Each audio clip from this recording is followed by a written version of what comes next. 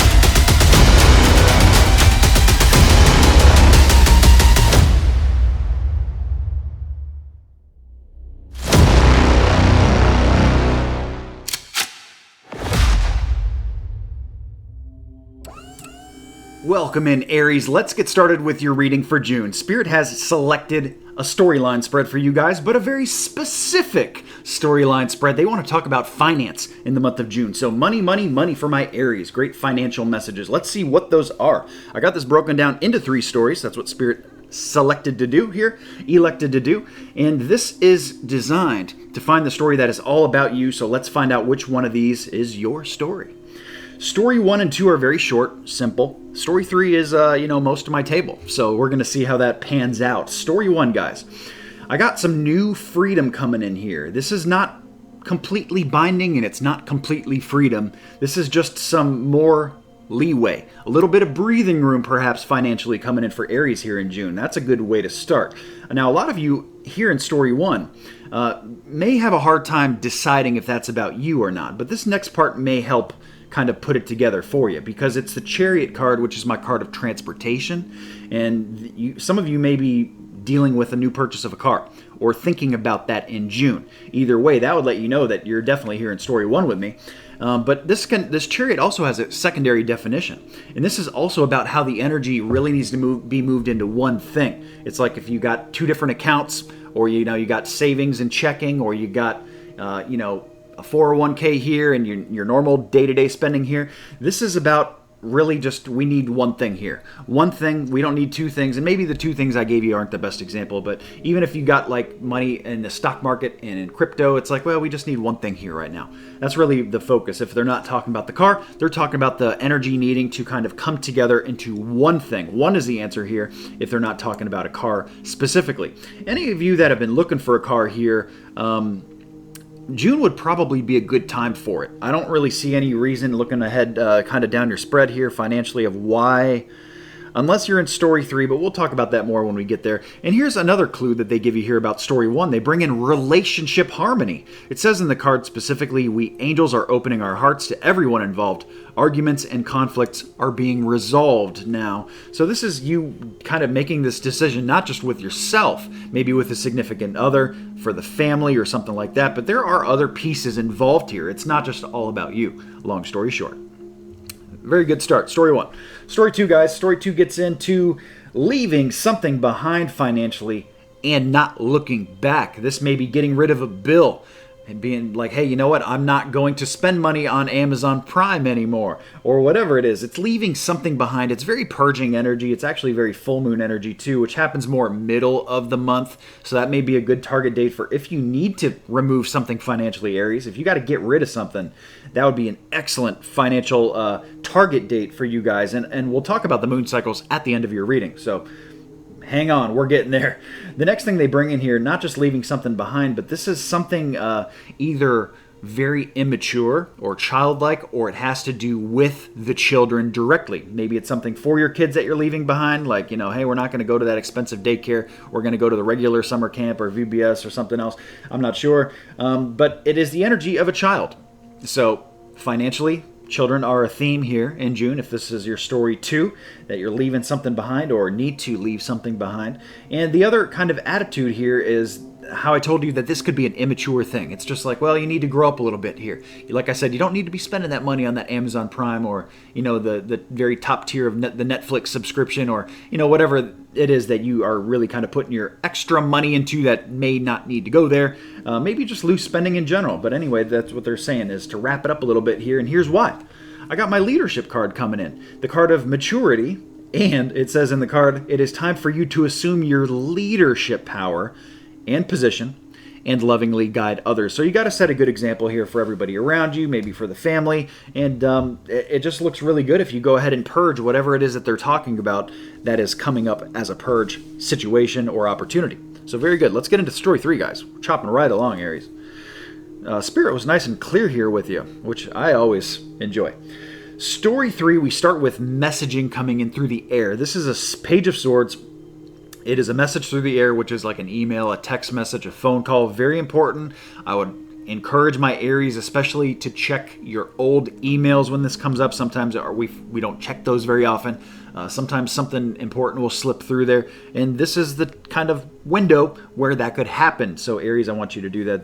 They do bring in there's an air of deception here. So be careful about messages that come in too, because it might just not be important, but it could be important for you to avoid, for example, if it's a scam or something like that. So be careful of like scammy type stuff coming through your text, coming through your emails, and even over the phone for some people. That still exists. So anyway, this is something we want to avoid, and it's something that you absolutely can do.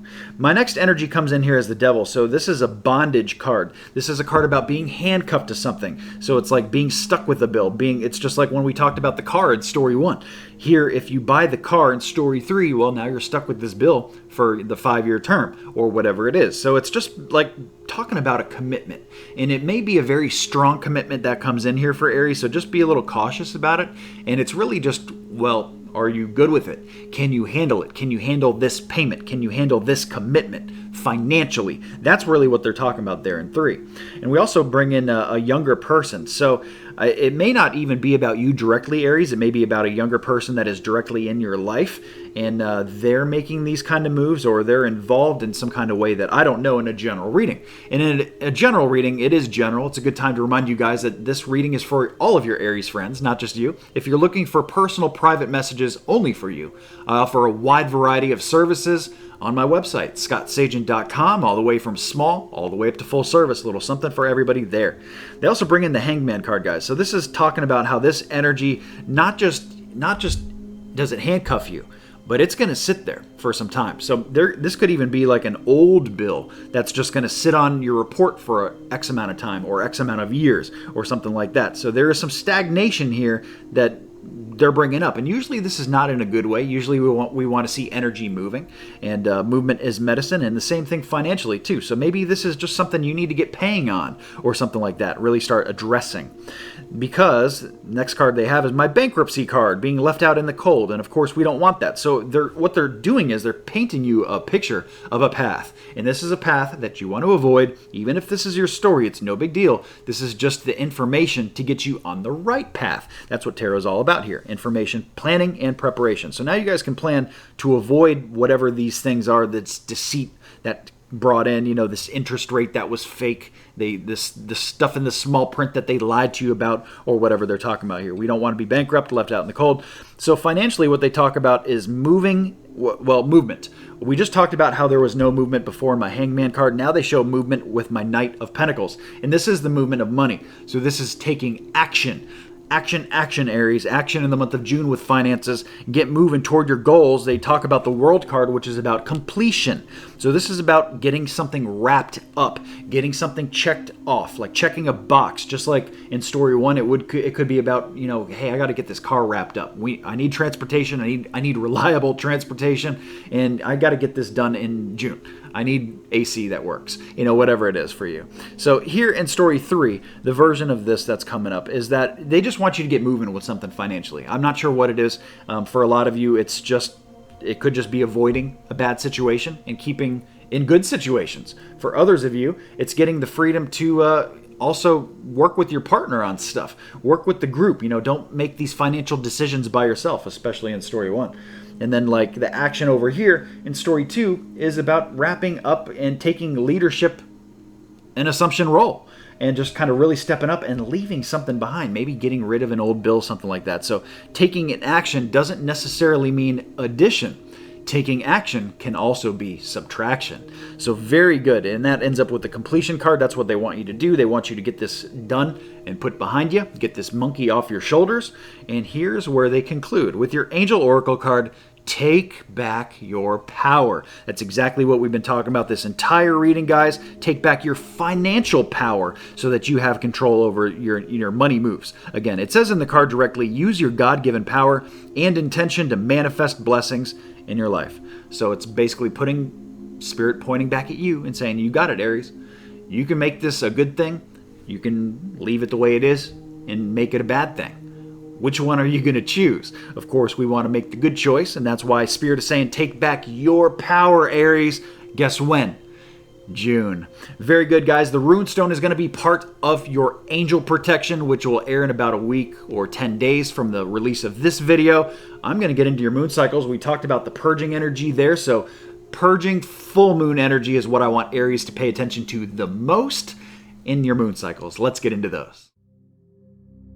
Okay guys, it is moon cycles forecast time. Let's talk about these lunar energies that are all around us anyways, so we can use it to our benefit, implement some positive change into your month. Well, the first thing you need to understand is whether these energies are coming in or going out. Just like the tides, the moon has control of that. In the same way, you can use it too. The first thing that hits chronologically this month is the new moon. You're going to see all the text information on your screen, any rare occurrences, as well as the date. Now, this is a target date for the new moon. It doesn't have to be done on this date, guys. I really like to bracket a few days before and a few days after to get a very powerful week where you can bring new things into your life and really manifest. If it is NEW, it's not there before, brand new, this is the best time to bring it into your life. Something new financially, maybe something new with work, new love, new health. It doesn't matter what it is. If it's new, this is the best time of the month to work on these things, really help bring it in. Adversely, the full moon, the opposite energy, the energy going out, hits on this date on your screen. And of course, the same rules apply. It doesn't have to be done on this date. We're talking about a week window, a few days on each side of it here.